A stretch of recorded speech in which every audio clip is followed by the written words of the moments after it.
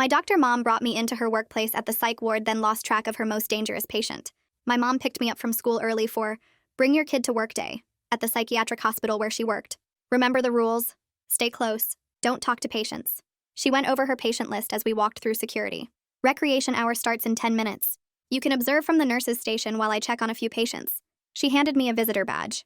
And soon, patients started filing in wearing regular clothes, not the straitjackets I'd imagined. Mom pointed out her primary patient from across the room, Nathan. He was younger than the others and sat alone doing a crossword puzzle. She'd talked about him at home sometimes. Brilliant but troubled. Been there 6 months for something she couldn't discuss. I'll just be a few minutes. Stay right here. She walked over to Nathan's table. He smiled and showed her something in the puzzle. Other patients played cards or watched TV. It was weirdly normal for a place full of crazy people. But about 5 minutes later, Mom came back looking for something in her pockets. Have you seen my pen? The good one? No. Did you leave it with that patient? I pointed to where Nathan had been sitting. The chair was empty. The puzzle abandoned, half finished. Mom's face went white as she scanned the room. Nathan wasn't at any of the other tables. He wasn't by the TV. He wasn't in the recreation room at all. Code gray, code gray, she whispered urgently to the nearest nurse. Suddenly, the calm room erupted into controlled chaos. Nurses started counting patients. Security appeared from nowhere. The recreation hour ended abruptly as patients were ushered back to their rooms. But no Nathan. Mom grabbed my shoulders. Did you see where he went? No. I looked away for like 10 seconds. My voice came out scared. They locked down the ward. Security searched every room and closet. Mom pulled up security footage on the nurse's computer. There was Nathan at his table. There was Mom walking away. Then him standing up and just walking somewhere out of frame. The head nurse studied the footage. Check my office and he knows I keep... Mom didn't finish but ran down the hall. I followed despite being told to stay put. Her office door was wide open. The window behind her desk was open too. 3 stories up, but there was a maintenance ladder just outside. Papers scattered on the floor, including what looked like her prescription pad. No, no, no. Mom rifled through her desk drawers. What did he take? Security arrived behind us. My badge. My keys. She checked her coat pockets. My wallet with my driver's license. Home address. The room went silent. Nathan hadn't just escaped. He'd taken everything he needed to find us. To come to our house. Mom pulled out her phone and called Dad, but it went to voicemail. He's been planning this. All those questions about my family. I thought he was making progress. Mom's voice shook. They pulled Nathan's file. Page after page of notes about violent fantasies, obsessive behaviors, drawings they showed me briefly before Mom covered my eyes. 6 months of pretending to get better. 6 months of studying you. The psychiatrist reviewing the file looked grim. Mom drove me home in a police escort. The house looked normal from the outside, but the front door was unlocked. We hadn't left it that way. The officers went in first while we waited in the car. They came back shaking their heads. He's been here. Your home office is ransacked. Family photos are missing. The officer looked apologetic. Inside was worse. Nathan had gone through everything. Mom's drawers emptied. My school schedule pulled off the fridge. Our family calendar with everyone's activities circled in red pen. Why my mom? What does he want? I asked while she packed us bags to stay in a hotel. He fixates on female authority figures. Thinks they're secretly in love with him. The last doctor. She didn't finish. We left with police protection to a hotel downtown. Mom called Dad and told him not to come home. Called my school to say I'd be absent. Around midnight, her phone rang. She answered on speaker with the police recording. We heard breathing on the other end. Then Nathan's voice. I have something for your daughter. A present. Check your car. He hung up. The police went to investigate while we watched from the hotel window. They approached Mom's car carefully. Opened the trunk with gloves. Inside was a box wrapped in birthday paper, even though my birthday was months away. They brought it up in an evidence bag. Inside were hundreds of photos. Pictures of me at school, at the mall, at friends' houses. At the bottom was a note. She looks just like you. Same smile, same eyes, same schedule every Tuesday and Thursday. Mom collapsed. Nathan hadn't just studied her. He'd been studying me too, and we'd never noticed. The detective's phone rang. Another escape from a different hospital 2 towns over. The doctor there also had a teenage daughter. Also had her badge and keys stolen. Also found her patient had been photographing her family for months. He's not working alone. The detective's face was grim. This is coordinated. That's when Mom got another text. This one from her own phone number. The phone Nathan had stolen. It was a selfie of him standing outside my best friend's house, smiling and holding today's newspaper. Your daughter has such nice friends. We should all meet properly soon. I didn't even think. Just broke free from Mom and started running to my friend's house 2 blocks away when red and blue lights exploded behind me. My sneakers slapped the wet pavement as I pumped my arms harder. 2 cops jumped out of their car and grabbed my arms before I even made it past the first corner. They explained Mom had called them the second I bolted, and they were already sending units to Alyssa's street. I fought against their grip, but they pulled me into the back of the patrol car. The detective's radio crackled with updates as more patrol cars surrounded Alyssa's block. I pressed my face against the window, shaking and begging them to check if she was okay. They wouldn't let me near the house until they confirmed it was safe. My hands left sweaty prints on the glass as I watched officers surround her house. 20 minutes dragged by before Detective Estelle Rawlings showed up and introduced herself as the lead on our case. She had short gray hair and tired eyes that looked like they'd seen too much. She confirmed Alyssa and her parents Gary and Maxine were safe inside, though shaken by police suddenly surrounding their home. Nathan wasn't there anymore, but he'd left signs he'd been watching. The detective let me out of the car and we walked to Alyssa's house together. Gary stood on his porch in pajama pants and a t-shirt, pointing at fresh footprints under Alyssa's bedroom window. Cigarette butts littered the ground by the fence where someone had stood for hours. The basement door had scratch marks around the lock like someone tried picking it. Alyssa ran out and hugged me, crying into my shoulder while her mom kept checking all the windows. Detective Rawlings gathered us all in their living room and explained the new safety protocol. No school for me or Alyssa until further notice. No social media posts about anything. New phone numbers for everyone. Completely random daily routines with no patterns Nathan could track. Gary argued about his work schedule at the bank while Alyssa gripped my hand so tight it hurt. This was bigger than just Nathan now, and everyone knew it. Mom burst through the front door with 2 officers and immediately pulled me into a crushing hug. She started apologizing to Gary and his wife over and over. She explained how Nathan studied his targets for months, learning everything about them. Maxine asked how long he'd been watching their daughter, and Mom couldn't answer. The detective's phone rang with news about Nathan's stolen credit card being used at a gas station near the industrial district. She sent units there immediately but warned us these patients were too smart to stay where cameras caught them. Mom's face went white when the detective said patients, plural. We packed quickly and moved to a police-arranged safe house across town. The apartment smelled like old carpet and cleaning chemicals. Metal bars covered the windows and panic buttons were installed in every room. Dad was flying back from his business trip but wouldn't arrive for hours. I jumped at every car door slamming outside and couldn't stop checking the locks. Detective Rawlings brought in tech specialists who started tracking Mom's stolen phone using its IMEI number. They set up laptops on the kitchen table and typed commands I didn't understand. The signal pinged from a storage facility on the outskirts of town near the old train tracks. She took a tactical team while we waited, watching the clock tick past 2 a.m. I chewed my nails down to nothing. The storage unit raid uncovered something worse than we imagined. The detective called to tell us what they found. Detailed schedules and photos of 5 different families covered the walls. All had teenage daughters whose mothers worked in psychiatric care. There were floor plans of houses drawn in careful detail. School schedules with arrival and departure times circled. Notes about each girl's habits, friends, and favorite places. Mine had the most details, including what I ate for lunch and which bathroom stall I used at the school. The detective said they also found wigs, fake IDs, and stolen license plates. Nathan had been planning this for months with help from other patients. The door to our safe house banged open, and this woman in a gray suit pushed past the officers holding a briefcase. Maxine Underwood from the hospital risk management started pulling out papers and shoving them at Mom. She kept saying words like liability and protocol breach and documentation requirements. Mom's hands shook as she tried to read the forms while Maxine tapped her pen on the table. The woman wanted statements about every session with Nathan and kept asking why Mom didn't report his questions about our family. Mom's face got red and she stood up so fast her chair fell over. Detective Rawlings stepped between them and told Maxine this was a criminal investigation now, and the hospital stuff could wait. Maxine argued about deadlines and insurance claims, but the detective walked her to the door and basically pushed her out. Mom sat back down and put her head in her hands while the detective's phone started ringing. She listened for a minute, then pulled up something on her laptop. A neighbor near Alyssa's house had doorbell camera footage from last night showing a car parked there for 3 hours. The detective zoomed in on the grainy video and we could see part of a license plate. She typed the numbers into some police database while I tried calling Alyssa on the new phone number her dad gave us. The phone rang and rang, but nobody answered. I tried again and finally Gary picked up and said Alyssa wasn't allowed to use phones right now. He'd installed motion sensor lights all around their house and was keeping her in her room with the door locked. The detective's computer beeped with search results. The partial plate matched a rental car from the airport using a fake name, but the credit card traced back to an alias connected to the second escaped patient. She pulled up his file on her screen and showed us his photo. He was older than Nathan with dead-looking eyes and pages of notes about following teenage girls home from the school. The detective said this confirmed they were working together and had been planning this for months. My phone rang with a number I didn't recognize, but the detective nodded for me to answer. It was Alyssa calling from her parents' landline in the kitchen. Her voice sounded small and scared as she told me her dad was sleeping in the hallway with a baseball bat. She said her mom kept crying and checking the locks every 5 minutes. I told her we'd get through this together even though I had no idea how that was possible. She said she missed normal life and wished we could just go back to last week. Her dad must have heard her because suddenly the line went dead. A knock at the door made everyone jump, but it was just a woman with a folder full of papers. The victim advocate introduced herself and started spreading worksheets across the table about safety planning and restraining orders. She explained how to vary our routines and recognize if someone was following us. Mom kept interrupting to add stuff about Nathan's behavior patterns and how he studied body language. The advocate wrote everything down, but I could see her getting more nervous with each thing Mom said. Mom went to her room and came back with a box of session notes from the past 6 months. She spread them across the floor and started highlighting parts with a yellow marker.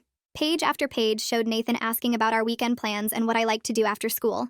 Questions about Mom's favorite restaurants and where we went on vacation. She showed the detective one page where Nathan asked if we had any pets, and another where he wanted to know about my friends. Every question seemed normal at the time, but now we could see the pattern. Mom's voice cracked as she admitted he'd played her perfectly, and she'd thought they were making progress. The detective took photos of all the highlighted sections for evidence. The front door slammed open and Dad rushed in still wearing his business suit from his trip. He immediately started yelling about why we were still in town and not driving to another state. Mom tried to explain, but he kept interrupting, saying we needed to leave right now. The detective had to raise her voice to get his attention. She explained that running would make things worse since Nathan had help and resources. They needed us here as bait to catch him using controlled scenarios. Dad's face turned purple and he started arguing about using his family as bait. The detective's phone buzzed with an alert. An ATM camera downtown had just captured Nathan using Mom's stolen debit card to withdraw cash. She pulled up the footage on her laptop and there he was. He'd changed clothes and was wearing a baseball cap pulled low, but you could still see his face clearly. The timestamp showed it was only 3 hours ago at a bank 6 blocks from here. The detective immediately called for units to search that area while we studied the image. Nathan looked calm, like he was just running normal errands instead of being hunted by police. The detective printed out the photo and started making calls. Within an hour, a judge had signed an emergency restraining order, and police issued a BOLO alert to every unit in 3 counties. Detective Rawlings assigned officers to watch our family and Alyssa's family 24/7.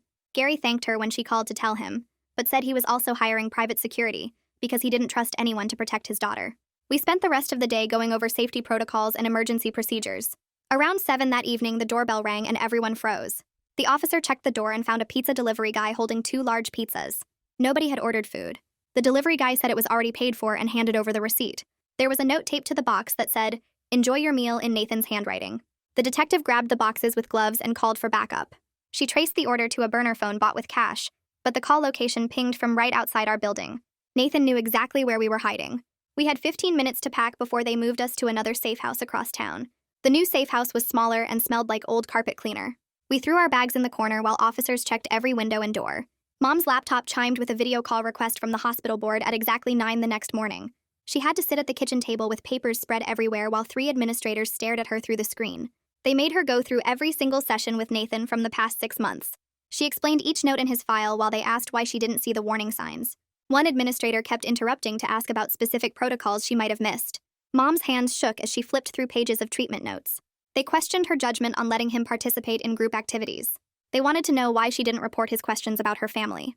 Requested Reds is on Spotify now. Check out link in the description or comments. The hearing went on for 3 hours with Mom defending every decision she'd made. At the end, they told her she was suspended pending full review and her medical license was now under investigation. She closed the laptop and just sat there staring at nothing. The victim advocate arrived later with a notebook for me. She said keeping a detailed log would help build the legal case and give me some control over the situation. I started writing down everything weird I noticed, like the white van that drove past our safe house twice, the blue car that parked across the street for 20 minutes with nobody getting out, the way our neighbor kept looking at our door when he walked his dog. My hands shook while I wrote, but it felt better than doing nothing. The advocate said even tiny details could matter later in court. I filled 5 pages that first day alone. Gary called to say he was installing cameras at his house right then. He'd already canceled their family trip to Disney World next month. He kept saying nothing mattered except keeping Alyssa safe from Nathan. The locksmith was there changing every lock while electricians ran wires for the new security system. He asked if I wanted to stay with them once this was all over. Having someone else who understood what we were going through made me feel less alone. His voice cracked when he offered to help however we needed. Detective Rawlings called Mom with news from the storage unit search. Her team had found a key that matched the exact brand of Alyssa's house door lock. Nathan had already made copies and could have gone inside anytime he wanted. Gary was standing next to Alyssa's mom when the detective told them. She broke down crying while Gary immediately called another locksmith to change everything again. They'd been sleeping in that house not knowing Nathan had keys the whole time. The detective said this showed how long he'd been planning everything. That afternoon, Mom's phone rang from a number we didn't recognize. It was a reporter from the local news asking about the escaped patient case. She knew Mom's name and that Nathan had targeted our family. The detective grabbed the phone and told the reporter not to call again. She explained that media coverage could make Nathan escalate his behavior if he saw it. Someone at the hospital had probably leaked information for money. The detective assigned an officer just to monitor news and social media for any mentions of the case. Mom worried that Nathan would see himself on TV and do something even worse. 2 days later, Detective Rawlings came to our safe house with a plan. She wanted to use Mom's stolen phone to send Nathan a message through cloud storage. The message would suggest meeting somewhere public with dozens of undercover cops ready to grab him. Mom sat there thinking for a long time before agreeing to try anything that might end this nightmare. The detective's tech person uploaded a file to Mom's cloud account that Nathan could access from her stolen phone. The message said Mom wanted to talk and understand why he did all this. Within 3 hours, Nathan had responded. His message was long and rambling about how he knew Mom loved him too. He suggested meeting at the farmer's market on Saturday morning near the flower stands. He wrote like he really believed this was some kind of romantic meeting. The detective started making calls to coordinate the operation. She needed at least 30 officers in regular clothes scattered through the market. Some would be vendors and others would pretend to be shoppers. They'd have snipers on nearby roofs and unmarked cars blocking every exit. That night, Mom sat on my bed and we had a hard conversation. I told her straight up that I wouldn't be bait for Nathan no matter what the police wanted. She grabbed my hand and promised immediately that they'd use an undercover officer who looked like her. She said my safety came first with no discussion needed. It was the first time since this started that she put me first without any hesitation. Saturday morning, we watched everything from the police station on security cameras. The undercover officer looked enough like Mom from a distance. She wore Mom's jacket and carried a similar purse. Officers were everywhere pretending to buy vegetables and browse crafts. The detective pointed out each undercover cop on the monitors. We waited for 2 hours, but Nathan never showed up. Then around noon, his accomplice appeared near the flower stand. He walked up to the undercover officer and said something quick. The moment he realized it wasn't really Mom, he turned and ran. Officers chased him through the crowd, knocking over displays and scaring shoppers. He jumped over tables and pushed through people trying to escape. More officers appeared from every direction, but he made it to the parking lot. He ran straight to the river behind the market and jumped in, even though officers were everywhere. They lost him in the current while helicopters searched from above. The detective slammed her hand on the desk in frustration. Later that afternoon, the tech team made a discovery that changed everything. Nathan and his accomplice had been using an encrypted forum where psychiatric patients shared information about their doctors. The detective pulled up post after post about Mom from 3 months ago. There were photos of our house taken from the street, our car in the driveway with the license plate visible, even a picture of me walking home from the school. Other doctors were being discussed too, with their addresses and family information posted. The forum had hundreds of members all sharing ways to manipulate their doctors and plan escapes. Nathan had been getting advice and help from patients all over the state. The detective printed out every single post while Mom read them with tears running down her face. The detective started making calls to other departments while Mom kept scrolling through more posts about our family. Her phone buzzed with an email from the hospital and she opened it with shaking fingers. The review board had scheduled an emergency meeting for the next morning about her handling of Nathan's case. Mom drove us back to the safe house in silence while Dad waited for us there. The next morning, she put on her best suit and logged into the video meeting from the detective's office. I watched from the doorway as 3 board members questioned every decision she'd made with Nathan. They showed charts of warning signs she'd supposedly missed, and asked why she hadn't flagged his obsessive questions about her family. Mom explained how Nathan had seemed to be making real progress, and how he'd manipulated multiple doctors before her. The board members kept shaking their heads and typing notes. After 2 hours, they told her she was suspended pending a full investigation into her treatment methods. Mom accepted it quietly and thanked them for their time. But when she got off the call, I saw her go into the bathroom and heard her crying through the door. Dad went in after her and I heard him telling her over and over that none of this was her fault, and that Nathan had fooled everyone. 3 days later, I had my first video therapy appointment with a counselor the victim advocate had arranged. The woman on the screen had kind eyes and asked me to tell her what scared me most about everything that had happened. I told her about not being able to sleep and jumping at every sound and feeling like Nathan could be anywhere. She taught me this breathing thing where you count to 4 breathing in and hold it for 4, and then breathe out for 4. We practiced it together, and she explained how predators like Nathan pick their targets carefully and study them to find weaknesses. She said what happened wasn't my fault, or Mom's fault, and that Nathan was sick in a way that made him dangerous. The breathing exercises actually helped when I felt my chest getting tight. That same afternoon, Gary called the detective in a panic because Alyssa had found something in their mailbox. We rushed over with 2 officers and Gary showed us a letter made from magazine words cut out and glued to paper. It said, "Stop hiding her from me," with no signature or return address. The detective put on gloves and bagged it for evidence but said there probably wouldn't be fingerprints or DNA. Gary was pacing back and forth saying he was thinking about sending his family to stay with relatives in another state. The detective told him that might actually make things worse since Nathan could follow them somewhere with less protection. 2 days later, the detective got a call from a pawn shop owner who'd seen Nathan's photo on the news. Someone matching the accomplice's cousin had sold Mom's expensive pen there last week and signed the receipt with a fake name. The detective said this gave them a new lead on the network helping Nathan and showed us surveillance footage from the pawn shop. The guy in the video looked young and nervous and kept checking over his shoulder. She said they were closing in on Nathan's helpers but needed us to stay strong just a little bit longer. That night, Dad got restless and decided he needed to get more clothes from our house since we'd been wearing the same things for days. He slipped out while Mom was in the shower and drove there alone without telling anyone. The officers stationed at our house called the detective immediately when they saw him pull up. She called him directly, and I could hear her scolding him through the phone about breaking protocol and putting himself in danger. When Dad got back to the safe house, he exploded about feeling useless and not being able to protect his own family. He punched the wall and left a dent while yelling that he should be doing something instead of hiding. The detective sat him down and reminded him that following the safety plan was the best way to keep us all alive. After that, we all sat down and made strict rules that everyone had to follow. Dad could help, but only with a police escort, and nobody went anywhere alone for any reason. We had to check in every 2 hours by text, and if anyone was even 5 minutes late, we'd call the police. Having the structure helped even though we were all exhausted from the constant fear. My hands shook all the time now, and Mom had dark circles under her eyes. The next morning, a rideshare driver called the tip line saying he'd dropped someone matching Nathan's description near the park where I used to have soccer practice. The detective pulled up a map and realized Nathan had been studying my old routine to figure out where I might go next. She called the coach immediately and told him to cancel practice at that field. We had to stop using any familiar locations since Nathan knew all our patterns. The detective and Mom started talking about Tuesday coming up, which was when I normally had soccer practice. They figured Nathan might try to approach then since he'd mentioned knowing my Tuesday schedule in his note. The detective arranged to move practice to the gym at the police station instead, where there would be officers everywhere. Some of the other parents complained about the inconvenience, but the coach backed up the safety measure completely. That night, I was lying in bed, unable to sleep, when Mom knocked softly and came to sit on the edge of my mattress. She took my hand and apologized for bringing Nathan into our lives through her work. She said she should have seen the signs and been more careful with boundaries. She promised to always put our safety first from now on, and to never let work put us at risk again. We both started crying and held each other for a long time. The next day, the detective got data from the tracking device in Mom's stolen car key fob, showing everywhere Nathan had driven it over the past week. She spread out a map with red dots marking each location, and we could see he'd been to 3 other psychiatric facilities in nearby counties. He'd also driven through multiple residential neighborhoods that the detective said connected to other families being targeted. Each red dot represented another family going through the same nightmare we were living. Maxine from the hospital showed up at our safe house the next morning with a thick folder of papers and 2 lawyers behind her. She pushed past the officer at the door and demanded Mom sign something right away. Mom took the papers and started reading while Maxine tapped her foot and kept checking her watch. The documents were full of legal words about not talking to the media and not saying anything bad about the hospital.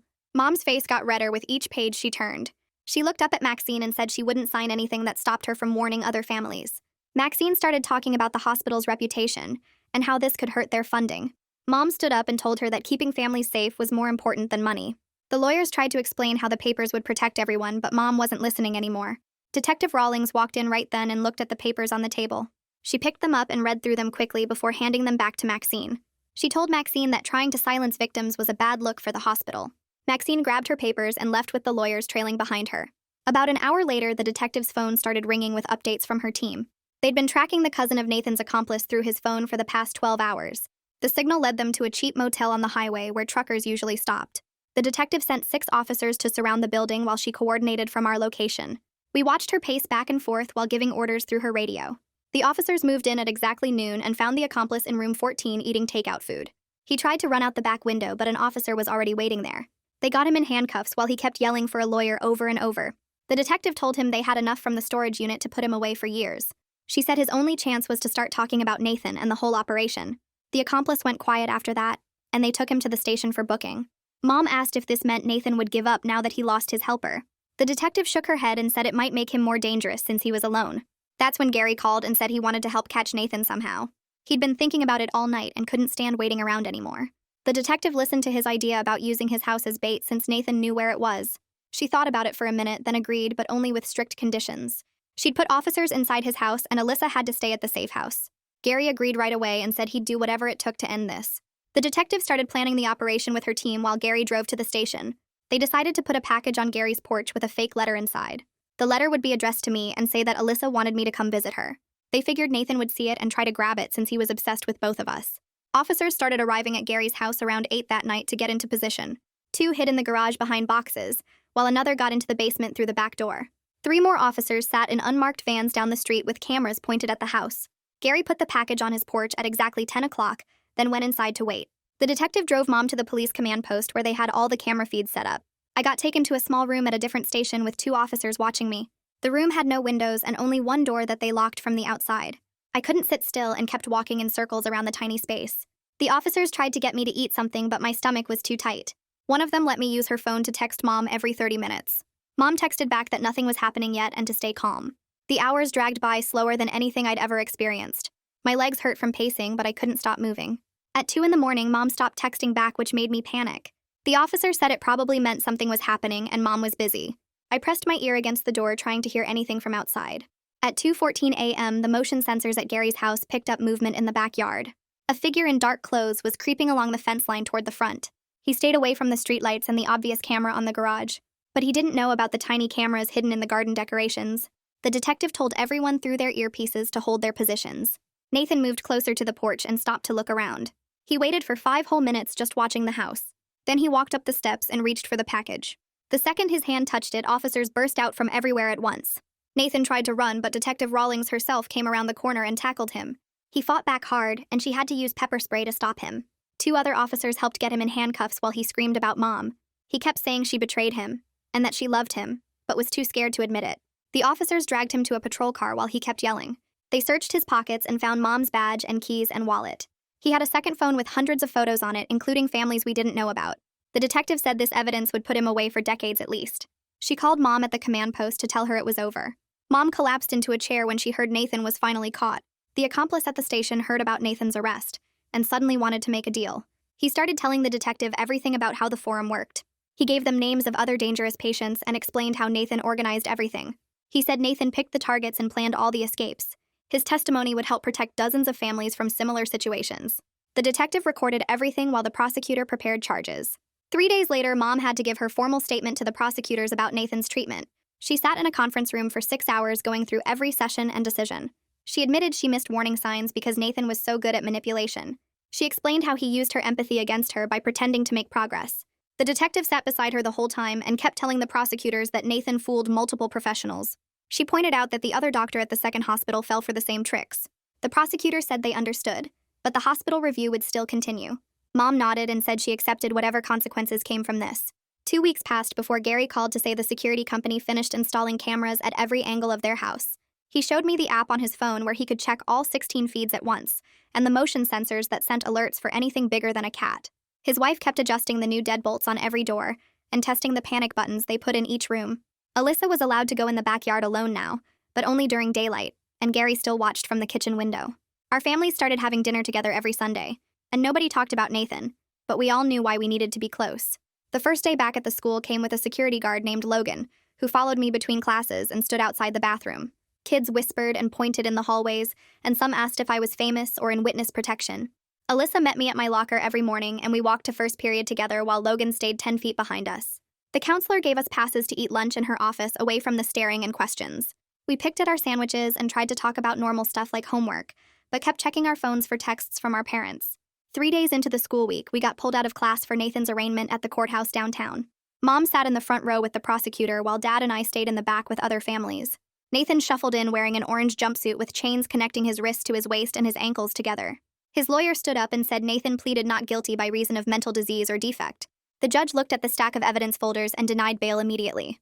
Nathan turned to look at Mom and mouthed something before the guards pulled him away. The hospital review board called Mom in the next morning for their final decision about her license. She wore her best suit and brought 3 binders of continuing education certificates she'd completed online. They put her on probation for 18 months with required supervision for all patient sessions and extra training on recognizing manipulation tactics. Her supervisor, Dr. Chen, volunteered to be her mentor, and 2 other doctors shared stories about patients who fooled them too. The victim services coordinator helped us file paperwork for insurance coverage that paid for new locks and window sensors and family counseling twice a week. She showed us a thick folder of programs for crime victims, including therapy dogs and support groups, and emergency relocation funds if needed. Dad spent hours reading every document and highlighting sections about reimbursement for time off work. 3 weeks after Nathan's arrest, we sat down for dinner without anyone checking the locks first. Dad made Mom's favorite pasta, and we actually watched a whole episode of some cooking show without jumping at every noise outside. I slept 6 hours straight that night without any nightmares about Nathan standing in my room. The next Saturday morning, Alyssa texted asking if I wanted to walk to the corner store for snacks. Our parents had a whole discussion on the porch about whether it was safe and finally agreed if we stayed together and came straight back. We bought candy bars and chips and walked home holding the bags like trophies while our parents watched from the front steps. Detective Rawlings stopped by the next week with news that made Mom cry with relief. They arrested 2 administrators from the forum where Nathan organized everything and shut down 3 mirror sites. She was working with federal agents now to track similar networks and prevent copycat cases. Mom shook her hand for a long time and kept saying thank you over and over. My therapist helped me create a safety checklist during our session that included trusting gut feelings and telling adults about anything weird. I shared it with the school counselor who made copies for other students and asked if I'd be willing to speak at an assembly next year about recognizing dangerous situations. The thought made me nervous, but I said maybe if Alyssa could do it with me. The victim advocate connected us with 3 other families whose doctors were targeted by the forum. We met at a community center conference room with coffee and cookies that nobody really ate. One family from 2 states away was 8 months past their incident, and the mom talked about how they learned to feel normal again. Another family's daughter was in college now and said the fear never fully goes away, but it stops controlling your life. Hearing their stories made ours feel less crazy and more like something that happened to real people who survived. We exchanged phone numbers and started a group text for bad days when the fear came back strong. Gary sent funny memes to lighten the mood, and someone always responded within minutes to remind us we weren't alone. The forum administrator's arrest led to more evidence about the network, and prosecutors said Nathan would face federal charges too. Mom had to give another statement about the stolen prescription pad and badge, which could add 10 more years to his sentence. Every bit of evidence meant more time before we'd have to worry about him getting out. 6 months would pass before the trial, but at least we were learning to live again between the court dates and safety protocols. The prosecutor called Mom when Nathan's competency evaluation came back and said he was fit to stand trial and would probably get 15 to 20 years based on the evidence. His accomplice took a plea deal for 5 years with possible parole after 3. Mom hung up and just sat at the kitchen table for a while before telling us the news. Dad made coffee and we all sat together not really talking, but feeling safer knowing there would be real consequences. The hospital finally cleared Mom to return to work, but only with her supervisor sitting in on every patient session for the first 3 months. She spent weeks developing new protocols for recognizing manipulation based on everything Nathan had done, and the hospital administrators actually listened and made them standard across all departments. Other doctors started asking her advice about their own difficult patients, and she helped them spot warning signs she'd missed with Nathan. We started looking at houses in February and found one in the same school district with better locks and a security system already installed. The realtor kept showing us the kitchen and bedrooms, but Mom and Dad mostly checked sightlines from the street and whether the windows had good locks. Alyssa came with us to see it and joked we should dig a moat around it, which made everyone laugh for the first time in months. Moving day felt like starting over, even though we kept checking over our shoulders and testing all the new locks twice. Nathan's trial started in April, and the prosecutor had so much evidence it only took the jury 2 hours to convict him on all charges.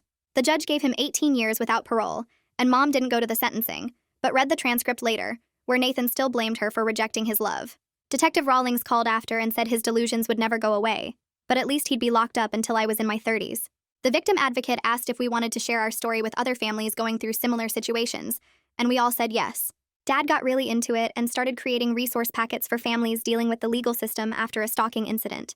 We met with 3 other families that summer and shared what we learned about safety planning and recognizing fixation behaviors. Alyssa and I started our senior year together, and people at the school had mostly stopped asking about what happened, though some kids still whispered when we walked by. We both applied to colleges with good psychology programs and wrote our application essays about how our experience made us want to help others. The guidance counselor said our essays were powerful, but suggested we also write about other interests, so we wouldn't be defined by one terrible event. Graduation day was sunny, and both our families sat together with Gary manning the grill at the celebration afterward. We took pictures and ate hamburgers, and for a few hours it felt like any normal graduation party, except for how our parents kept scanning the crowd. Mom's work with the new safety protocols got noticed by other hospitals, and she started getting invited to speak at conferences. The hospital promoted her to department head with a focus on threat assessment, and she developed screening tools that could identify dangerous fixations early. She traveled to train staff at other facilities, and always came back with stories about doctors who thanked her for helping them avoid their own Nathan situations. I started college that fall, living in the dorms, but coming home every weekend at first. Alyssa went to a school 2 hours away, but we texted constantly and visited each other once a month. We both took intro psychology classes, and our professors had no idea why we already knew so much about personality disorders and threat assessment. Sophomore year, we both got internships at victim advocacy centers and realized we were actually good at helping people feel less alone. Our families stayed close with dinners every few weeks, and Gary still made jokes about the moat whenever we talked about home security. Mom published her screening protocols in a medical journal, and suddenly she was getting calls from hospitals all over asking for training. Dad framed the article and hung it in his office next to pictures of our family looking happy and safe. 3 years passed with no word about Nathan except annual victim notifications that he was still in the same prison. The fear faded into background noise that only got loud on certain anniversaries or when someone mentioned crossword puzzles. I graduated college and started a master's program in clinical psychology, focusing on trauma recovery. Mom's protocols were being used in psychiatric facilities across the country, and she estimated they'd prevented dozens of dangerous situations. Dad still volunteered with victim advocacy groups and had helped over 50 families navigate the court system. Alyssa was in law school planning to become a victims' rights attorney, and we still talked every week about everything and nothing. 5 years after that terrible day at the hospital, I was sitting in my graduate school library studying for comprehensive exams when I realized I hadn't thought about Nathan in weeks. Mom was speaking at a national conference about her threat assessment tools that were saving lives every day. Dad had his own support group for families of stalking victims that met monthly at the community center. Our family bonds had become unbreakable through everything we survived together, and Nathan was just a footnote now in our story of learning to help others avoid what we went through. That's everything I wanted to share. If one part of it stuck with you, then it was worth telling. Hit subscribe and let's keep building on it.